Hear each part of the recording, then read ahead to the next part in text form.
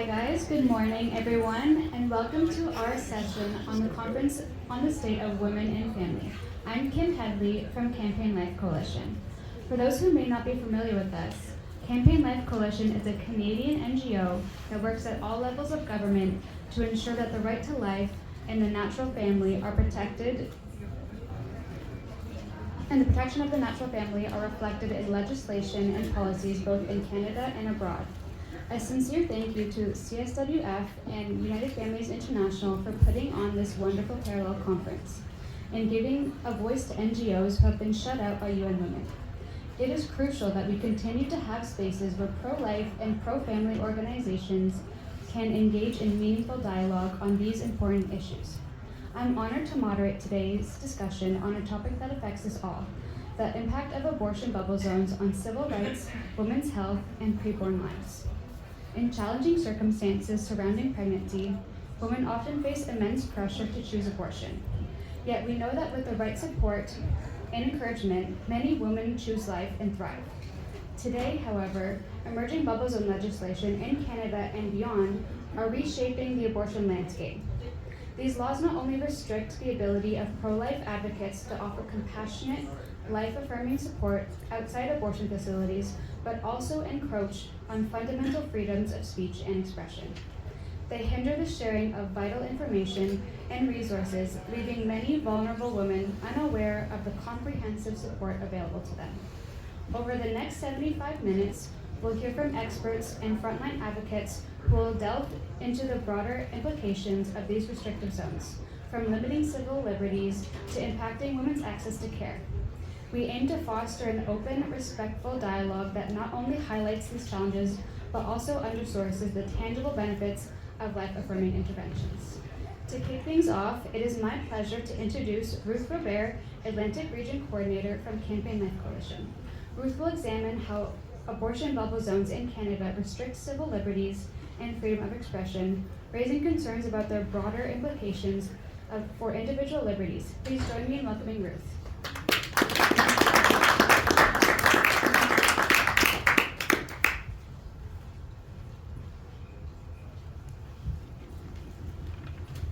Hello everyone, thank you for coming to listen to little old me. Hopefully you will find it enlightening, and also I hope you will find it disturbing, because unless you find this disturbing and that you allow that emotion to fill you up and motivate you to enact change, this will continue to actually get quite worse. So what is it that I'm talking about here? Bubble zone laws, which are in the law called safe access zones, as in safe, so you can safely access abortion.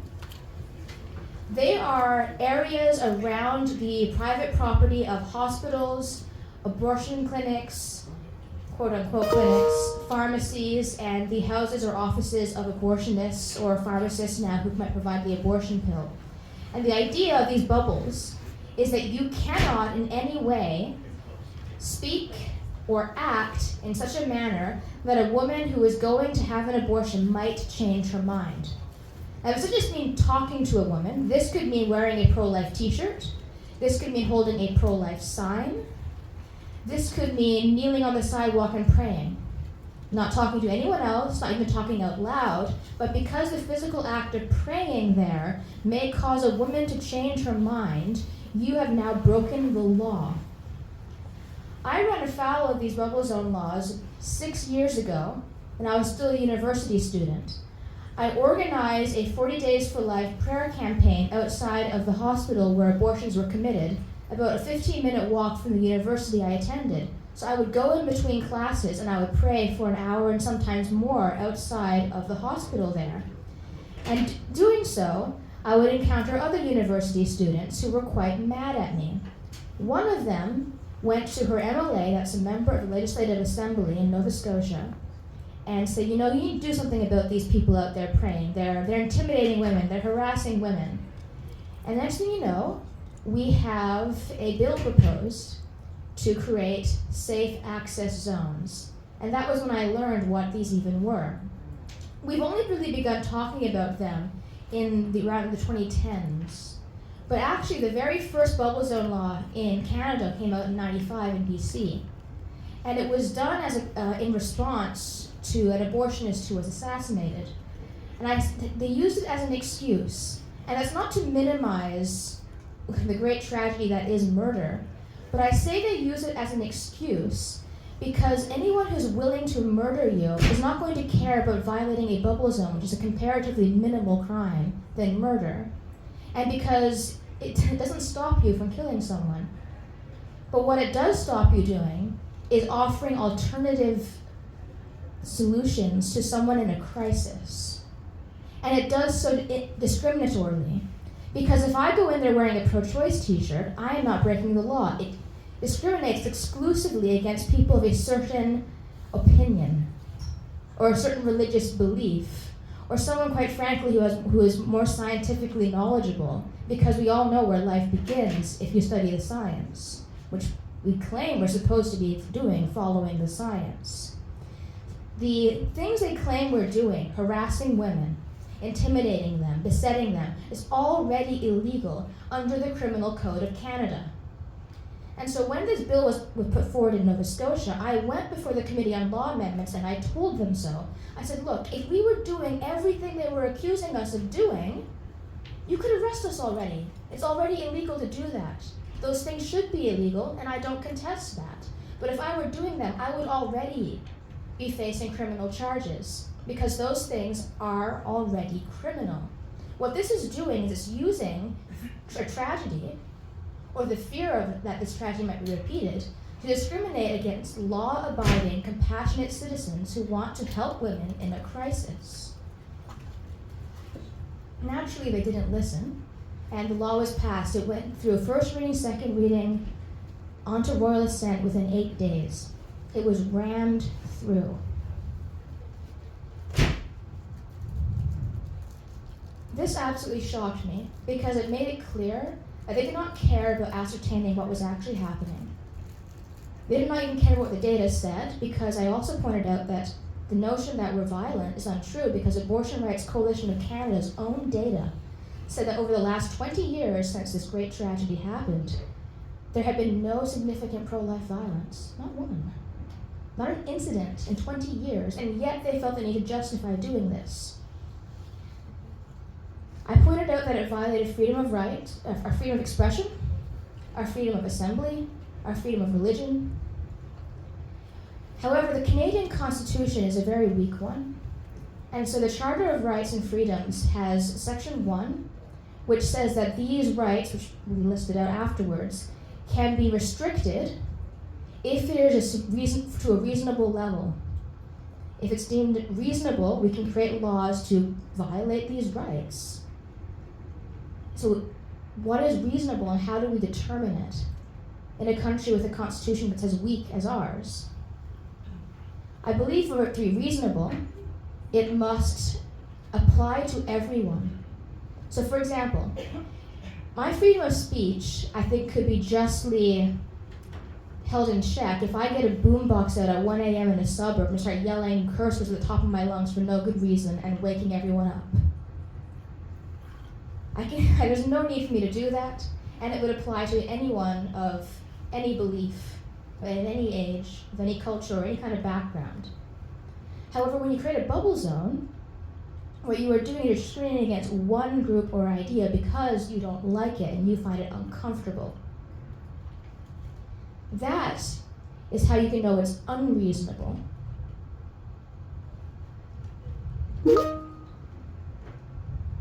And this is what is the danger for the future. Because what is the premise that's being used here? If the premise, and this was a premise that was given to me when I went before the Committee on Law Amendments, is because this is emotional violence, because this makes us emotionally uncomfortable, we have a right to protect people from this and create a bubble zone. But what about the day when something is emotionally uncomfortable on a different subject matter? There are many controversial topics and issues today that don't even have to do with abortion. If that's the premise you're using, you can expand abortion zones to cover, so safe access zones to cover any topic that's uncomfortable in any location. You can expand them infinitely. until anything that doesn't want to get talked about by those in power can't get talked about. I predicted this when the bubble zone laws passed in Nova Scotia, and the very next year, bubble zone laws were expanded to include now speaking out against the COVID vaccine.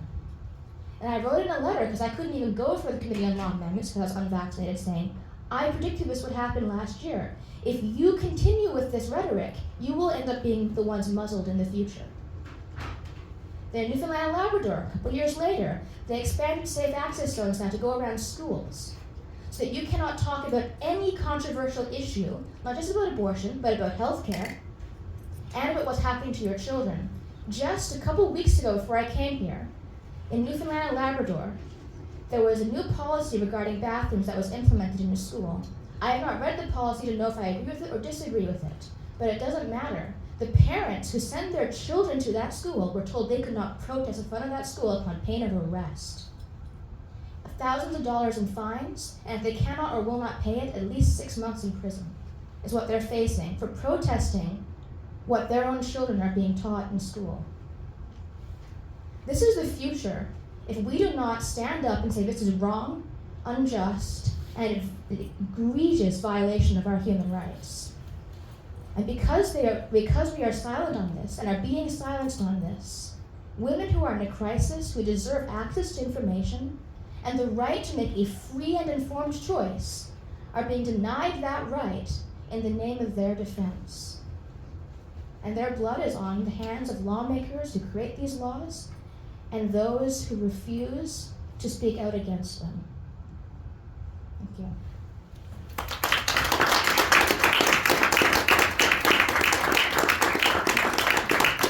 Thank you, Ruth, for that insightful presentation on how bubble zones in Canada infringe on civil liberties and limit freedom of expression. Your analysis really set the stage for understanding the broader impact of these laws. Our next speaker is the Reverend Father Calvin Robinson, a respected political advisor, TV anchor, radio presenter, and conservative commentator. Today he will address the increasing concerns over the rise of thought crime in the UK and the US, exploring how this growing threat undermines free expression. Please join me in welcoming Father Calvin Robinson.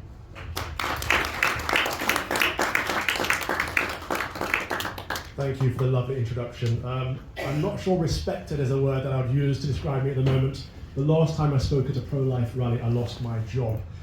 So I'll try to do my best not to do that. This time, I'll keep my hands down. This is, of course, the greatest shame of our generation. The fact that we're killing off our own offspring at greater numbers than ever. In the UK, it's 250,000 babies a year. In the US, I believe we're looking at 4 times that number per year. And what is the government doing in response to that? Outlawing anyone who says anything or thinks anything to the opposite. So we just heard a wonderful testament from Ruth on the mess of Canada, the fact that they used a tragedy to put forward some authoritarian laws that undermine freedom of worship, freedom of religion, freedom of expression. But in the UK, we've gone a step further. There was no tragedy. There's never been a single case of harassment or intimidation or abuse outside of an abortion centre. However, we still put these, what you call bubbles, we call them buffer zones, we still put them into place in the UK too. And the number of cases that are cropping up because of this are astounding. So within 150, do you feet, yards or meters out here? I'm not sure. What's the measurement out here? Right, so within like 200 yards of an abortion centre, if you are caught praying, if you're caught holding up signage, if you're caught conversing with the vulnerable women going into these centres, or if you're just caught being present, you can be arrested, tried, and prosecuted.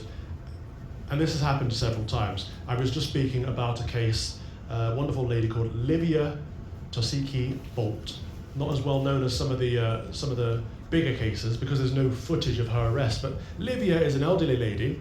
She was stood in the vicinity of one of these god-awful abortion centres, holding up a sign, a harmless sign, not saying anything, but holding up a sign that said, "Here to talk if you like." Right? So, very moderate, very mild, not abusive, not intimidating, not harassment. Livia was arrested. Livia was prosecuted. Livia is on trial. We're expecting a verdict in 2 weeks' time. And the reason I bring up her case first is because, again, it's not as well known, and she needs support. All of these people need support, because I used to have a TV show in the UK called Common Sense Crusade. And on that show, I used to highlight these cases. And I've had these women on that have, well, I'll call them survivors, because some of them are mothers who've gone through with abortion and have repented of that and have been scarred with the trauma of that. Some of them are children whose parents were going to go through the abortion and they've lived with that story themselves.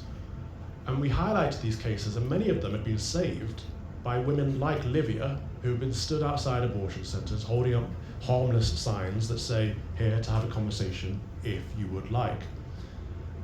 So there's no need for that to be outlawed, unless the state explicitly wants us killing our babies.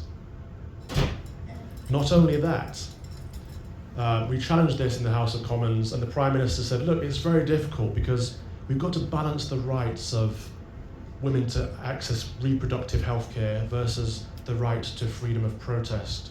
And it's just absolutely disingenuous, because first and foremost, these people aren't protesting. Holding up a sign saying here to chat if you like is not protesting. Praying silently in your own head is not protesting. And on the other hand, it's not access to reproductive health care. It's not reproductive because it literally stops reproduction. It's not healthy and it's not caring because it's killing babies. And so the Prime Minister of the United Kingdom was entirely disingenuous. What's going on here is a separation from reality, a separation from the fact that we are made in the image of God, Imago Dei, that every single human life is sacred, and that the value of the human life isn't determined by the state, isn't determined by the mother, it's not determined by any of us. The value of every single human life is determined by God. He values us as all being worthy in his eyes. We all have dignity, integrity, and worth. And so what the state...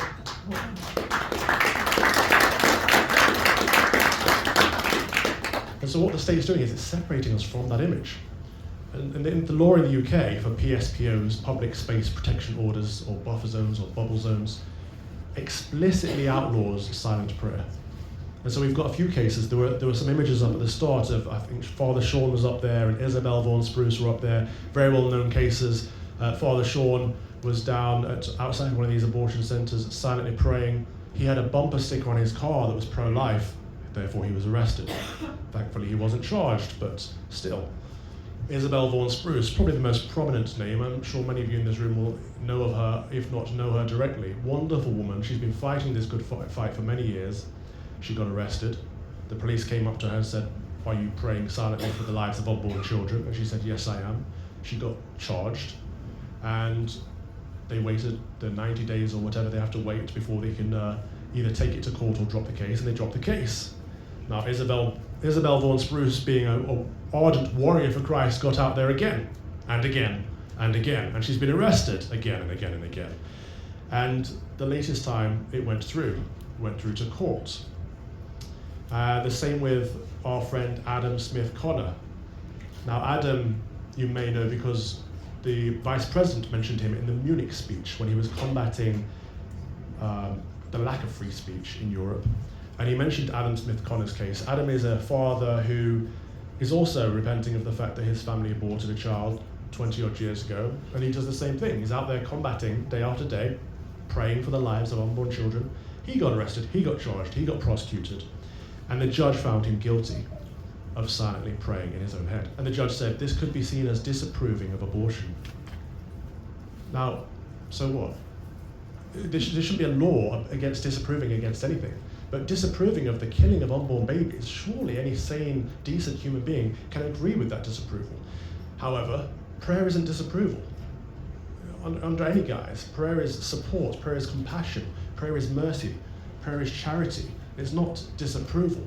And so to be found guilty of appearing disapproving of abortion for standing there, literally like this, behind a tree, for goodness sake, not even in the line of sight of the abortion centre, just shows what the real message is here. They don't want us praying. I highlight again the fact that in the UK there was no incident of abuse, harassment, intimidation. Very different to the situation in Canada. They brought this legislation in unnecessarily, specifically to stop us from praying. Now we have several cases where this has been happening not just around the start of life, which of course is at the moment of conception, as Ruth points out, but after birth too. You may remember the story of 8-month-old baby Indy. Baby Indy Gregory had a debilitating illness, and the British healthcare system, which of course is a welfare state system, socialist healthcare system, said, we can't do anything for you, to her parents. We're going to have to turn off your life support. Baby Indy's parents didn't want her life support turning off because they loved her and they wanted to fight for her life.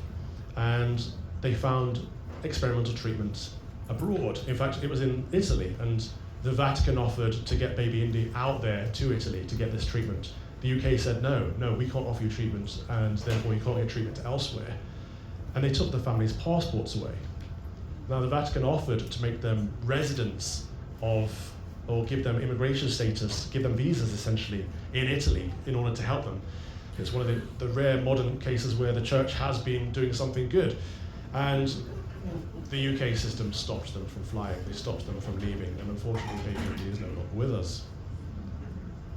Because the healthcare system doesn't value human life. If you're not fit, if you're not healthy, you have no point in living. Again, it doesn't recognize that all of us are made in the image of God, and God designed us and loved us and knew us before we were born. And the case that I always talk about in these speeches is the case of Suriksha Thurmalesh. Suriksha Thurmalesh was known to me as Patient ST. Patient ST also had a debilitating illness, but she was 19 years old. And the same situation occurred. The socialist healthcare system, the National Death Service, said, we can't do anything for you. We're going to have to take you off life support and end your life. You are actively dying. And Suriksha, being a young woman, but an adult in terms of UK law, said, I want to die fighting to live. And the national healthcare system said, no, you can't do that. We can't do anything for you. You are going to die. And her parents said, no, we're going to fight this. They found an experimental treatment abroad. Again, this time, believe it or not, in Canada.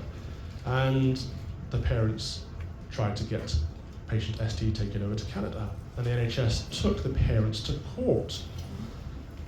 I mean, it's baffling still. Every time I talk about this, I'm like, I can't understand the thought process. But anyway, the judge said, look, we'll have to have some medical examinations to find out if you're compos mentis. And so she had psychotherapists and analysts, and they said, yes, she is a young woman capable of making her own decisions. She can get on with her own life. And medical surgeons said, no, she's clearly delusional because she's not following our advice, which is that she's actively dying. And the judge sided with the medical surgeons. And so this case was brought to my attention when I still had my TV show, and I said, okay, this is it. We need to get praying for patient ST. And the judge said, well, you can't really do that because we're putting an injunction on her as well. So you're not allowed to use her name publicly, which highlights the matter here. They do not want us praying. This is what this is all about. They want to be in control of when we live and when we die, whether it's abortion, whether it's healthcare, or whether it's euthanasia. From the whole process, from the moment we are born to the moment we naturally die, they want to govern that. They want to play God. And so I said on air, okay, well, stuff it. I don't care about this law. This law is immoral. This law is unjust. This law is not right. I'm willing to break this law. Whatever. If I lose my show, so be it. If I go to jail, so be it. Patient ST matters more. Now, unfortunately, after saying that on air and getting back in touch with her parents and her lawyers, patient ST died. So she didn't get the opportunity to go to Canada and get the experimental treatment. She died at the hands of the state because the state thought it knew better. The state thought it could deem whether someone was going to live or die, whether someone was going to fight or not, whether someone's life was valuable or not. And that's what all this is about, whether it's the buffer zones or bubble zones, whether it's euthanasia that we're pushing in the UK now. We're looking at Canada and saying, let's have some of that. It's insane. We're seeing you guys put down people who are poor, vulnerable, veterans who can't afford to support themselves. I had a case on my show once where someone phoned up at the healthcare system in Canada and said, I can't afford a stair lift and I can't get up and down the stairs. And someone on the other end of the phone said, have you thought about, what's it called, MAID? It's like, What? You can't function to the degree that we think you should be able to function, therefore just kill yourself. It's evil, it's demonic, and it's what is ruling the West. And the only way to turn this around is by returning to prayer.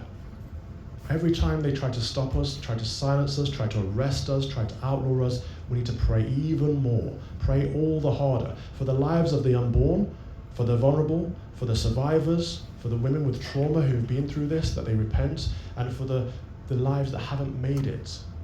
Every single person. For the lawmakers, we need to pray unendingly, unceasingly. This is the only way we return Western civilization back to what it was before we used to call it the West, which was Christendom.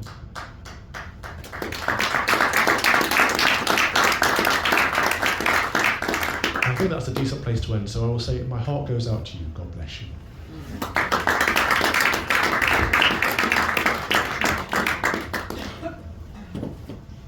Thank you, Father Calvin Robinson, for your thought-provoking presentation.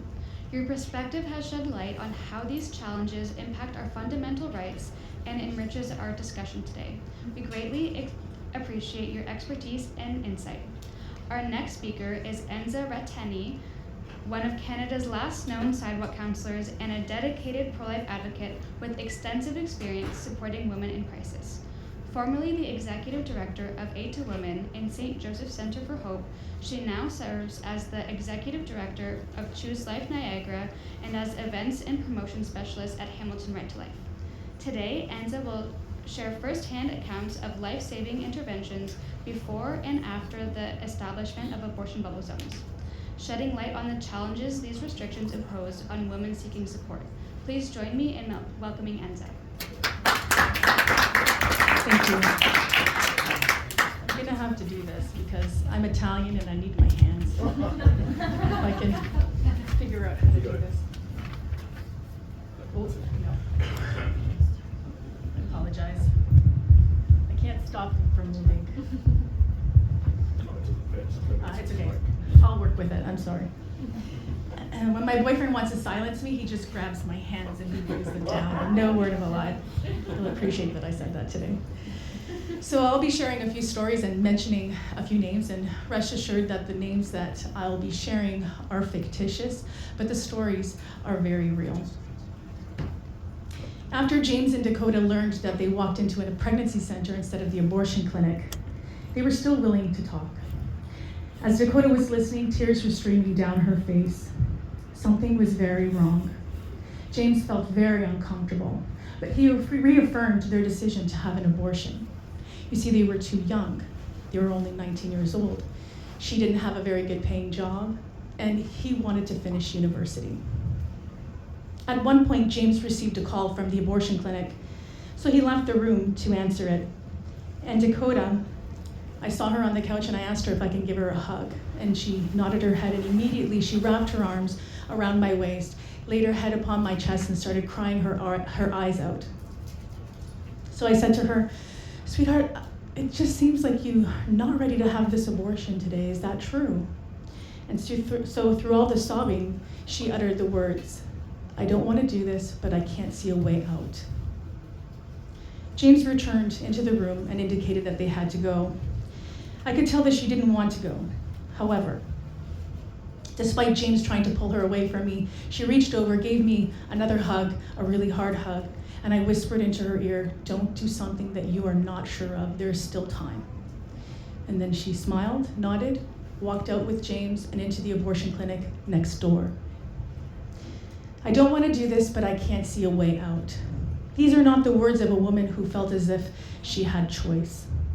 While I was the executive director of Aid to Women and St. Joseph Center of Hope for Women, I met with hundreds of women like Dakota. In fact, I would say that not one woman I met didn't feel like Dakota. Sure, their circumstances may have been different, but in one form or another, each of them expressed to me that they couldn't see a way out of their circumstances. One woman I met after she had the abortion said to me, "They were really nice, but I felt like I couldn't leave. If I would have met you before, I wouldn't have had the abortion." So this isn't freedom of choice. For over 30 years, Aid to Women was the only crisis pregnancy center in Canada that shared the wall with a late-term abortion clinic.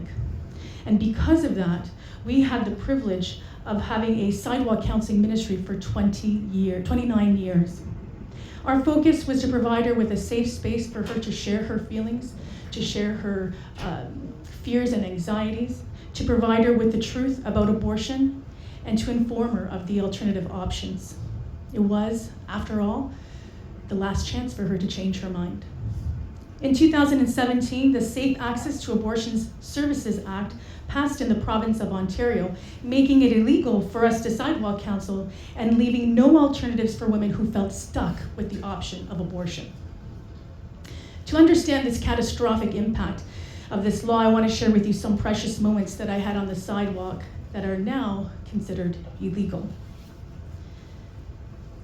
Roxana traveled from Nunavut for a 3-day dilation and evacuation procedure.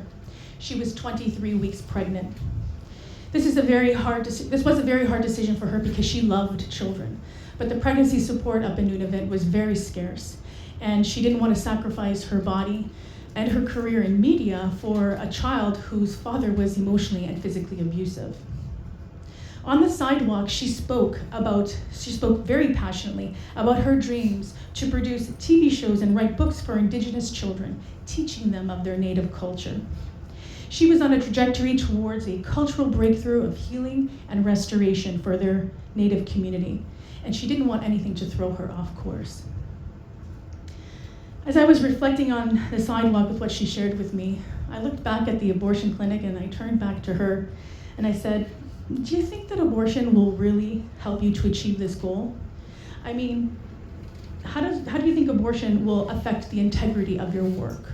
And she was actually puzzled, so I had to explain. Here you are working so hard to preserve your native culture by teaching the children all about it, but yet you're willing to deny your own child that by going in there. And she was stunned because she hadn't thought about it that way at all. So I continued. Your native culture, sir, has endured a lot of suffering, and it seems to me that the only way to revitalize it is to bring new hope, new life into the community, and abortion literally destroys it. Roxana's son was adopted by a family in the community, and this adoption allowed her to spend as much time as she wanted with him whenever she wanted, and also continue on her goals in media, which she was successful of. If Roxana hadn't met me on the sidewalk, do you think the abortionist and the staff would have sat down and talked to her about her hopes and dreams? That's a hard no. In fact, at times it was the very opposite. The abortionist and the staff were very impatient and rude to the women who were hesitating with the option. And in one instance, actually in a few instances, what would happen is they would come outside and pull the woman away from a sidewalk counselor, and it happened to Roberta. Gloria, the receptionist, walked out of the abortion clinic, went up to Roberta and I, grabbed her arm and started pulling her away and dragging her away from me, saying, "Shoo, shoo," that kind of, with her hands just like this, saying, leave her alone, let her make her own choice, don't harass her, the usual stuff. But Roberta, she kept eye contact with me, and she was very confused because she wanted to talk to me and she didn't understand why she was being pulled away. Every part of me wanted to grab her and pull her back, but I knew that wasn't the right thing to do. So instead, I kept eye contact with her and I said, "She doesn't care about you, Roberta. That's why she's pulling you away. But I'm going to be here and I'll help you every step of the way. I'm not going anywhere." And then we broke eye contact. Roberta's daughter is 8 years old now. And they're doing very well. We remain in contact, she and I. And by God's grace, it was a sidewalk counselor who helped to expose the truth about abortion to Roxana and Roberta in a way that they could understand, and then offer them the alternatives from the pressures to abort. See, if these people who provide abortions actually do believe in choice, then they would never take her away from a sidewalk counselor, and they would never be in favor of a bubble zone law. It was a cold fall day when I met Sandy and her friend on the sidewalk. And in our conversation, Sandy's friend was emphatically pressuring her to have the abortion. He said things like, "Oh, you will forever be a disgrace to the family. Your father's gonna throw you out for good. You're going to spend the rest of your life on the streets as a dirty, homeless woman. That's a quote. So he kept sabotaging my efforts, and all I could do was just basically tell her that I would be there for her. She still went into the clinic and started the 3-day procedure. And started the 3-day procedure since she was 20 weeks pregnant. At this time, the procedure did not include the dosage of digoxin on the first day, so the choice for reversal was very possible. When she came out, I gave her my cell phone number and I told her, if you want to change your mind and you wanted me to help you remove the laminaria, we'll be there for you. So later that evening, we met and we talked about everything under the sun except for the pregnancy. With a couple of shawarmas in our hand and a lot of laughter, we forged a friendship. And at one point she fell silent and she said, is it too late? I want to keep the baby. Is it too late to go to the doctor? And it wasn't. With the help of the Sisters of Life, at 10 p.m. on a Wednesday evening, we were in the doctor's office who removed the laminaria and stopped the abortion. So other women have been told by the abortionist that you can't reverse it at that point. They couldn't remove the laminaria, and he straight out lied and denied them the choice. But for the presence of a sidewalk counselor that day, Sandy would never have known that her father was against abortion. And she would never have witnessed the inseparable bond between her father and his grandson. So when I met Pamela on the sidewalk in 2011, she said that she was there for a friend who had already gone into the abortion clinic. And every time I tried to talk about her friend, she evaded it, and she wanted me to focus on her because she was pregnant too and she was struggling. So we helped her. But a month later, she confessed to me that there was no friend and that it was her. You see, she had seen me talking to other people, and she had spent that day on the sidewalk agonizing over the decision, and when she saw me, she saw it as a sign of hope to choose life for her child. Philip turned 14 in February, and he wouldn't be with us today. Yeah. He wouldn't be with us today if Pamela hadn't met a sidewalk counselor. So it's so obvious that women do not want abortion. They want real support. They want a friend who will journey with them as they navigate through their difficult circumstances while keeping their child. And bubble zone laws, they just deny all women the same opportunity that Pamela, Sandy, Roxana, and Roberta had to be fully informed of their options. On the day that I spoke at the standing committee with Campaign Life Coalition to fight against the unjust law, we met with a politician afterwards in his office. My client and her daughter were with us. This member of provincial parliament went on and on spewing out excuses as to why he couldn't support the bubble zone law. In fact, I don't think he showed up, right? He didn't. He had no idea that my client's boyfriend had put a loaded gun to her head, telling her that if she didn't have the abortion, he would pull the trigger. He had no idea that the little girl that was sitting in the stroller right next to his leg was a child saved because of the presence and commitment of a sidewalk counselor. It was a pretty powerful moment. So time and again, the undeniable truth is revealed to me that the presence of a sidewalk counselor can save human lives, and the bubble zone laws only serve to oppose it. Only to serve to do the opposite, sorry. So, and no one on this earth, no matter how many times I talk to people, no one can convince me otherwise. Because when I share with you the story about Diana, it'll convince you as well. Diana found us on the day after she began the 3-day D&E procedure. Her child was the recipient of the deadly dose of digoxin that stopped her beating heart, basically extinguishing the choice of a reversal. She booked her appointment because her boyfriend threatened her and her other children. Diana didn't want to go back into the abortion clinic. From what I could understand from what she told us, is that they were more interested in completing the procedure than to find out why she was hesitating from the start. So I took her to the closest hospital and I stayed with her all night and overnight, and I held her hand as she delivered her dead 22-week-old daughter. We were both traumatized by the experience. When Diana finally fell asleep, I held this fragile little child in my hands. Her little tongue was protruding out of her tiny lips. I caressed her little toes and her fingers. And it was so surreal to hold her, knowing that only a day before she was alive and well and safe in her mother's womb. In my heart, I could hear the Lord say to me, "This is who you're fighting for, Enza." Sorry. She is a gift. And she's here with us today. My resolve strengthened. However, the words that Diana shared with me earlier that day was haunting me. What she had said was, "I was looking for you on the sidewalk. Where were you?"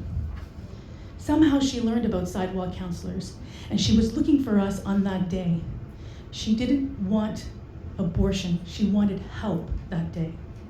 And that's why she hesitated with the abortionist and the staff. Unfortunately, on that day, my volunteer did not show up, and I was alone. And we have a policy that you don't go onto the sidewalk without another person for our safety in case there's any possible hostility. But not a day goes by that I don't regret breaking that policy for the person who was truly about to encounter hostility. That little girl would have turned 9 years old in November. Her mother is doing well, but we both miss her very much. Sidewalk counselors are essential to ensuring that every woman that is walking towards an abortion clinic is fully informed of her options. Together with crisis pregnancy centers, we help her discover the secret weapons that are in her heart. That strength, that courage, that determination to overcome all obstacles. We give her freedom from the pressures of abortion. So now, with the heart of a sidewalk counselor and no sidewalk to stand on, God has showed me another way to teach vulnerable women.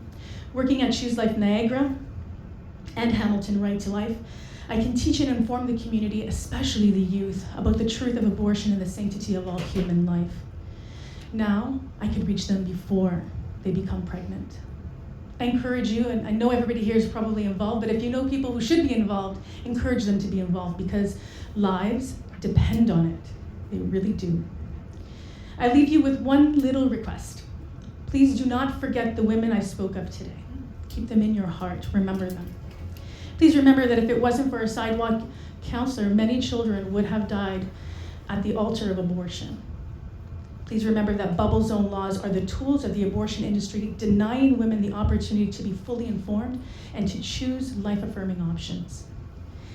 Bubble zone laws hold firmly the pressures that pigeonhole women into the option of abortion, and they ignore the deep sighs of her heart when it says, "I don't want to do this, but I can't see a way out." Thank you.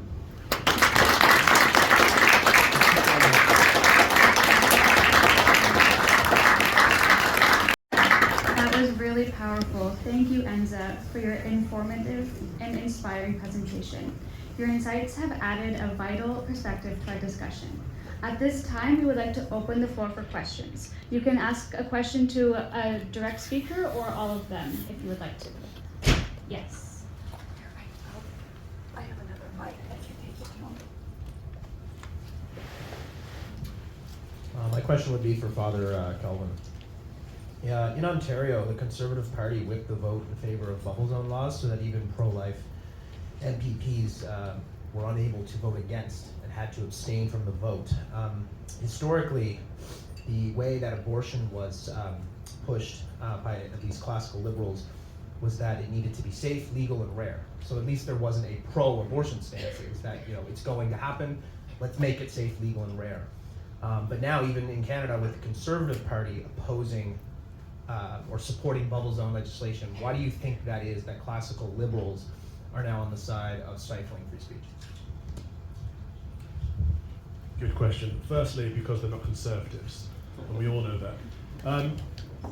Safe, rare, and legal. We know it's not safe because it's killing a baby. We know it's not rare because it's happening all the more often, but it is legal. This is the major problem.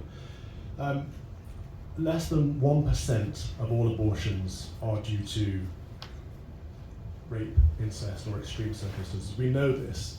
The vast majority of abortions, unfortunately, are due to dire circumstances or misinformation or convenience.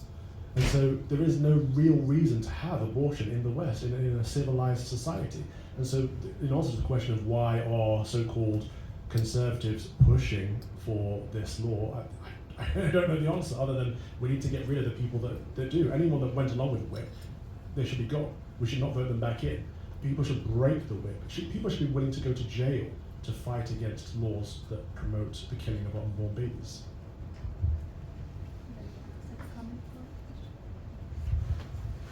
Yes, Josie. Have there been any arrests in Canada associated with bubble zones? Ruth? Yes, that's the short answer. Yes. There have been multiple people who've been arrested with regard to bubble zone laws.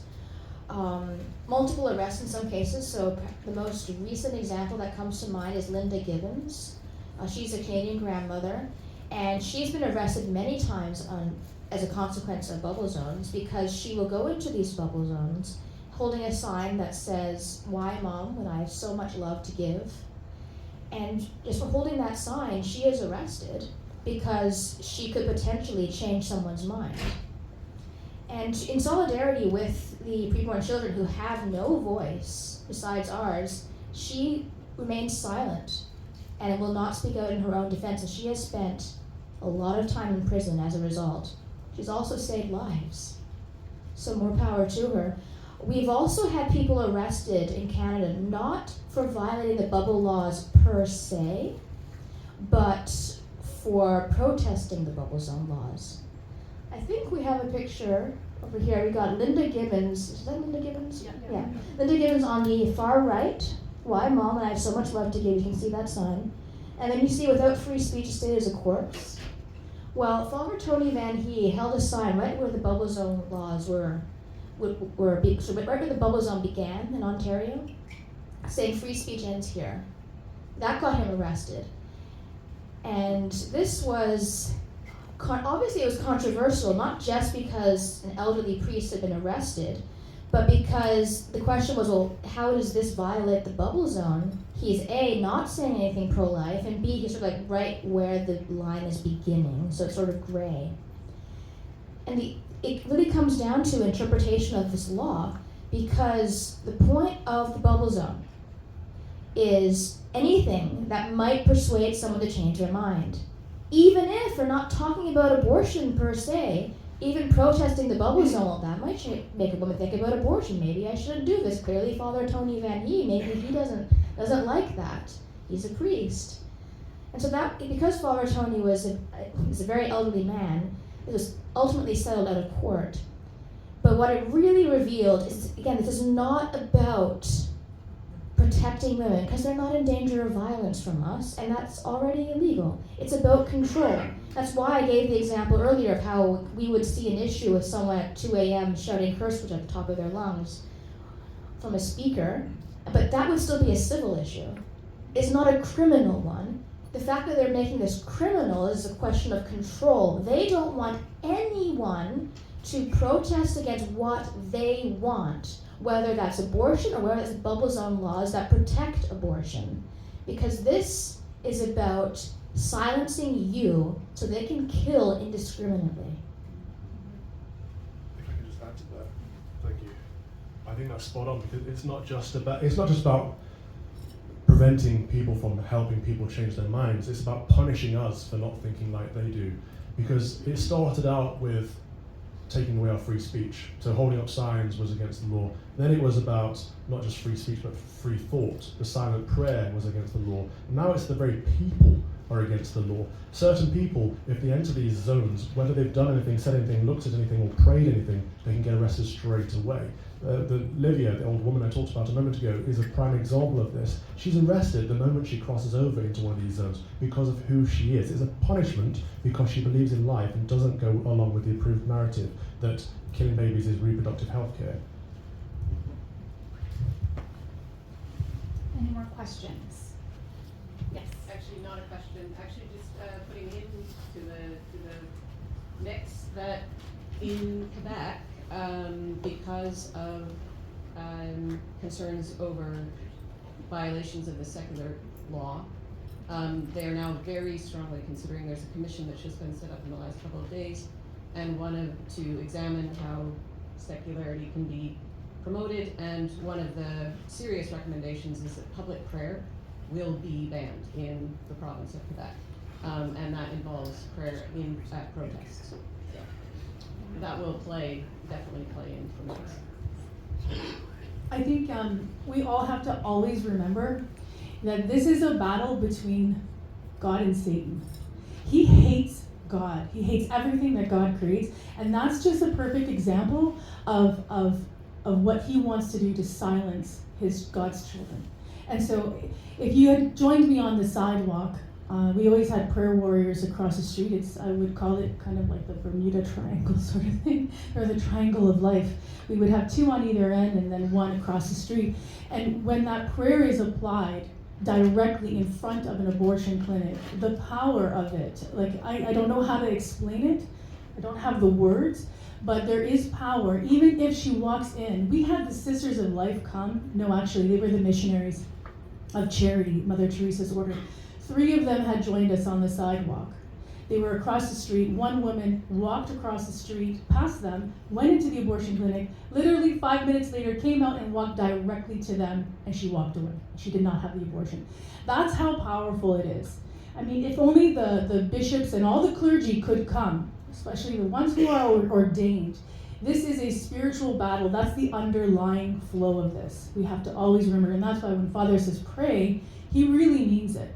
Like, pray wherever you can, in the car, in the shower, anywhere and everywhere. We don't have the sidewalk anymore, so I'm trying to figure out where can I take the sidewalk? Where can I bring the sidewalk to us? And so 40 Days for Life is important. And so for having these laws that you're not allowed to pray publicly is insanity. It's demonic. And so that's the underlying battle that we have to succeed in. If I may add to that, it's exactly what you would expect. This is why it's essential when these laws come out to boil it down to what is the justification, what is the premise, what is the axiom they are coming from to gain this conclusion. Because the conclusion that we should have access zones or bubble zones is tame given where they're coming from. We should expect public prayer to be banned because the premise they are coming from is this makes people uncomfortable, they might change their mind. Women are deciding on abortions way before they enter a bubble zone. They're on the whole bus ride down to the clinic. They decide to have an abortion. Any conversation with that woman on the way to the clinic could change her mind. People are getting abortion pills, they're stocking up on them. They can be walking to the grocery store. They could see someone with a pro-life t-shirt and be made uncomfortable. Or maybe they'll change their mind. Maybe they're going to talk to their friend on the way to university and say, oh, I made an appointment at the abortion clinic, and not know their friend is pro-life. Their friend will reveal they're pro-life, have a great conversation, change their mind. And people in power, Satan, does not like that. And so when the premise is, oh, this makes them uncomfortable, they might change their mind, therefore bubble zones, that's just getting you comfortable with the idea. Because the premise can be extended to anything, anywhere that makes anyone uncomfortable, that goes against the narrative that people in power want. So public prayer being banned, we should expect that it is the next logical conclusion from the premises that they have established.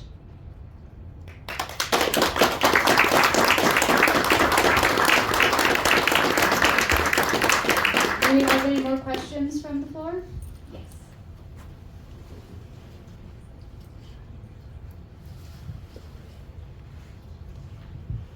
I just wanted to know, so from kind of younger generation perspective of helping the youth that are growing up today, how do we help them? What are the conversations that we need to be having with them to help them understand this importance? I get asked that one a lot because I'm young and I look even younger. And so a lot of people, especially from older generations, will say, okay, how can we help your generation? Well, first of all, stop being quiet. You guys are so easily silenced. I just don't get it. You are so lucky. I grew up in Saudi Arabia. Like, you can get killed for saying things that are Christian. Coming back to Canada was like, yay, I can say whatever I want. I can go to church whenever I want. That is a privilege that we are taking for granted and letting people take away from us. Why are you silent? Oh, it might make someone uncomfortable. Who cares? I can tell you what's more uncomfortable. Hell. People are in danger of going to hell. Babies are in danger of death. Women who have gone along with it, boyfriends who have brought their girlfriends to get abortions, who regret it, are in significantly more danger of suicide. And if they haven't repented, where do you think they are going to go? Don't be quiet. Most pro-choice people have no idea how many people are pro-life and how kind they are. There's a lot of propaganda out there that says we are evil, that we want to control you, and that we don't care about you. The best way to challenge that in the culture is for every single pro-lifer, every time there's an opportunity, to affirm that life is valuable and that we love you, and that more importantly, God loves you. That's number one, is don't be quiet. Secondly, don't be apologetic about it. Why are we so defensive?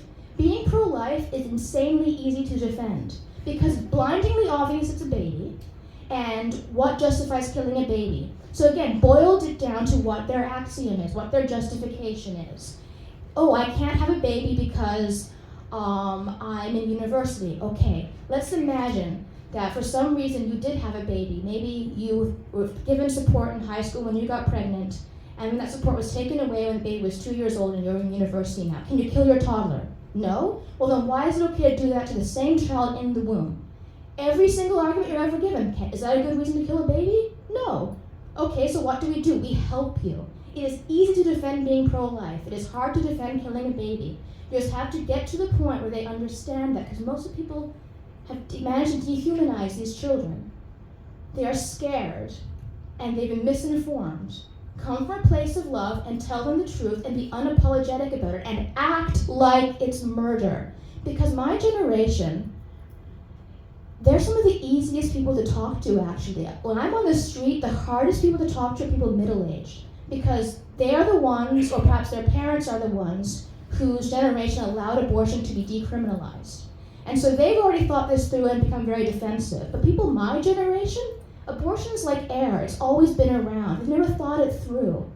So when you talk to them, a lot of them are willing to listen. And if you act, not just speak, act like it's murder, they're going to take notice. What they're sensitive to is hypocrisy. If you believe babies are being murdered and you're going along with your day, you don't really believe that. You just want to control women's bodies. What's wrong with you?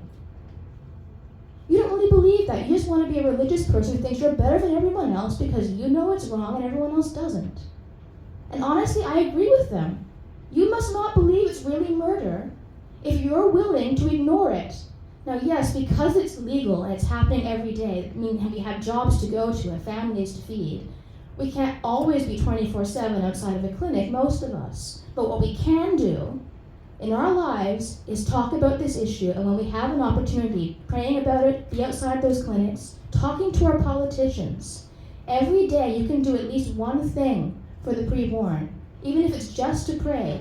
And there will always be opportunities at some point during the week where something to do with life is going to be mentioned, and that is your opportunity to change the culture, because your children, your friends, they all talk to people too. This circle continues and continues and continues. And how do you change the culture? Talk and act. It's really that simple. Talk, act, pray.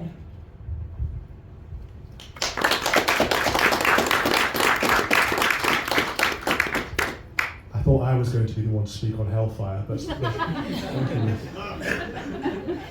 I think it's about actually talking about sex. So we had a whole generation that didn't like to talk about it at all, and then the next generation talks about it far too often, with children far too young. And it's all about how to have sex, and the different types of sex, and all this kind of stuff. It's inappropriate, it's not age appropriate. We're no longer having conversations with young people about how not to have sex, or when not to have sex. It should be coming back to the conversation that it's a beautiful thing that happens between a married man and a married woman.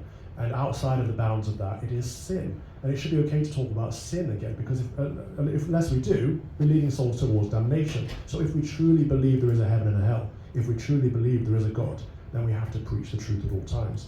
And so we've got to teach our young men to be responsible. One of the consequences of having sex is you may be gifted with a child, you may become a father. That is a natural consequence of the act. Therefore, if you're a man and you're about to have sex, you've got to be considering you may become a father as a result of that. And we can't let men get off the hook. And therefore women need to take more responsibility too, and have more self-worth and dignity, and know that they are worth more than just that pleasurable act. And they are the gatekeepers. They can say no to that. And our society is flipped upside down. We used to know all these things. It used to be common sense. And so I suppose bringing back common sense is a good place to start. I'll only add a little bit to it, because everything they said is spot on. But I would say you're an instrument for God. So what you need to do, there you are.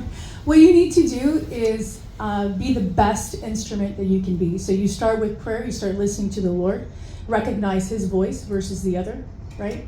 And then fill your brain with as much information as you can about everything that has to do with this. So fetology, pregnancy, what the woman goes through, psychology, everything you can, because it's that one unique person, that one thing that the Holy Spirit will pluck out of your brain to tell that person. So what I said to Roxana didn't come from me. The story is a lot longer. I had to squish it because I only have 15 minutes, or 10 rather.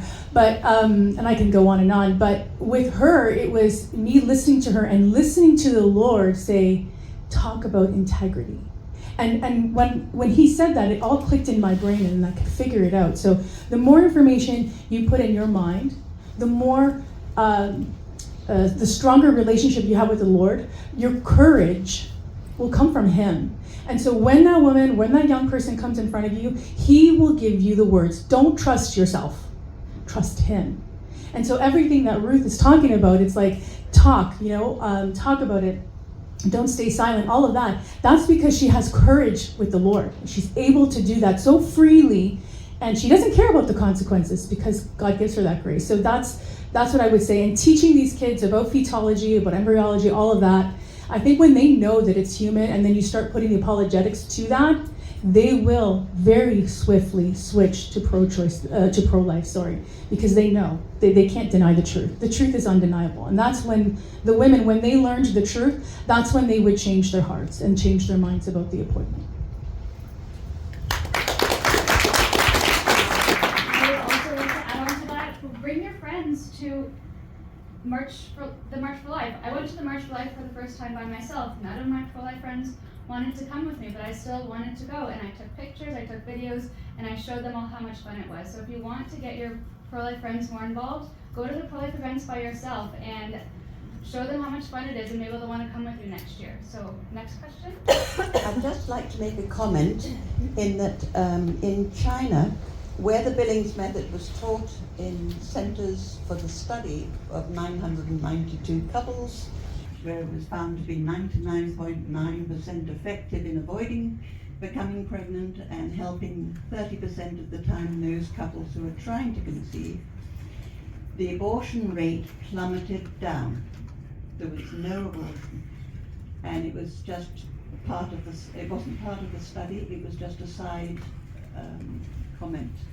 And when Doctors John and Evelyn Billings spoke to 70 hard-bitten doctors doing abortions every day, they took a deep breath and just gave them the truth, and they visibly softened after an hour or two, and they all said, this is what we need in China. We're fed up with doing abortion, we love our children, but we have to do it. So anyway, just a comment to you. We do have time for one more question, if anyone would like. I'm gonna, if you'll indulge me, take over the mic for just a second. This is a near and dear to my heart topic because I was a teen pregnancy. Got pregnant at the age of 17 and had my baby at the age of 18. But he never became my husband. So my boyfriend's parents really wanted me to have an abortion and ended up going to an abortion clinic with their daughter, who also got pregnant at the same time as me, and watched her go through an abortion. And it was one of the most awful things I've ever witnessed in my life. I was pregnant also at the time, and decided then and there that I could never do that, could never go through with that. I kept my child. He's 30 years old today, and I have 3 wonderful grandsons, also because of him. So this is just, abortion is not the answer. And I had 2 friends the same year as me. We all 3 got pregnant. I kept my baby. 1 friend aborted their baby, and 1 friend gave their baby up for adoption. And my other 2 friends have really hard lives. They have some severe consequences from their choices. Abortion, to me, is not just a once in a lifetime event that you go to, it happens, it's over, and you move on. It affects the rest of your life. That woman, it's going to affect her for a lifetime, and it will affect that unborn child also. And so it's not just, oh, I'm gonna go get this done, I'll move on with my life and everything will be great. It doesn't work that way. It led to drinking and drugs and an abusive relationship and many other things. So Enza, did I say that right? Is that correct? What you did is amazing. What all of you do is amazing. And I just wanted to tell you my story and share my appreciation for what you do and what you're still doing and saying, and Ruth talking about it. Sometimes it's hard. Not for you, I guess, but It is. but with the Lord's help, like you said, it can be done. And I just wanted to express my gratitude to you for all that you're doing, because it really is amazing. So can we please give them a round of applause?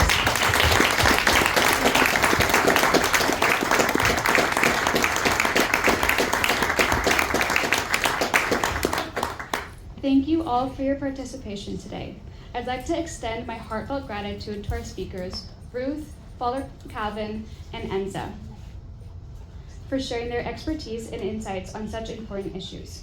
A sincere thank you also goes out to our dedicated organizers for making this event possible, and to every one of you in the audience for your engagement and thoughtful questions.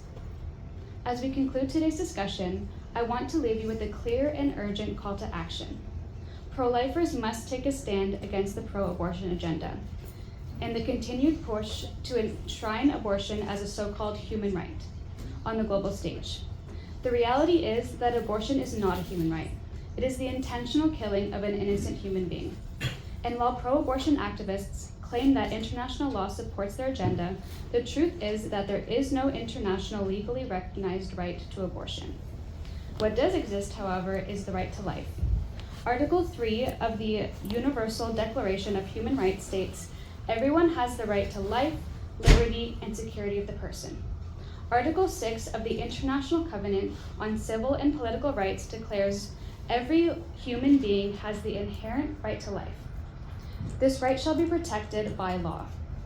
The preamble of the Declaration of Rights of the Child affirms that the child, by reason of his physical and mental immaturity, needs special safeguards and care, including appropriate legal protection before as well as after birth. Article 6 of the Convention on the Rights of the Child further reinforces that states parties recognize that every child has the inherent right to life and must ensure to the maximum extent possible the survival and development of the child. Even the Geneva Consensus Declaration makes it explicitly clear there is no international right to abortion, nor any international obligation on the part of states to finance or facilitate abortions. These international documents affirm what we already know to be true. Human rights begin when human life begins. Science has already settled this question. A human being's life begins at fertilization, a fact confirmed by scientific consensus. And human rights belong to all human beings, regardless of their age, level of development, ability, or degree of dependency. Yet, despite these legal and scientific truths, powerful international bodies and pro-abortion activists continue to push abortion under the guise of reproductive health and rights, silencing those who stand for life and censoring pro-life advocacy through legislation like bubble zones. They want to normalize abortion as an unquestionable good, while ignoring the reality that it ends the life of an innocent human child and harms countless women. In Canada, the government has relentlessly targeted crisis pregnancy centers, falsely accusing them of spreading misinformation, simply for telling women the truth about abortion and offering real, tangible support to help them choose life. These centers provide essential services, material assistance, counseling, and housing support that empower women with real choices beyond abortion. They are not merely pro-birth, they stand by women both during pregnancy and after birth, supplying diapers, baby clothes, baby food, and other necessities to ensure mothers and their children are supported long-term. Yet, instead of recognizing the life-affirming work they do, the government seeks to discredit, defund, and shut them down, all while pouring millions into promoting abortion at home and abroad. They want every unplanned pregnancy to end in abortion. Who here has been to a side event where they say women deserve access to information, I've been to countless, and this legislation is denying women access to life-affirming information. We must not be silent. We must be the voices that speak for the voiceless, that stand up for truth, and that challenge the falsehood that abortion is a right. As we look ahead, we must stand firm and push back against this radical agenda that seeks to redefine human rights while denying the most fundamental one, the right to life. Every child deserves protection, every woman deserves real support, and every pro-lifer must stand up, speak out, and refuse to let abortion be written into the foundation of international human rights law. Thank you.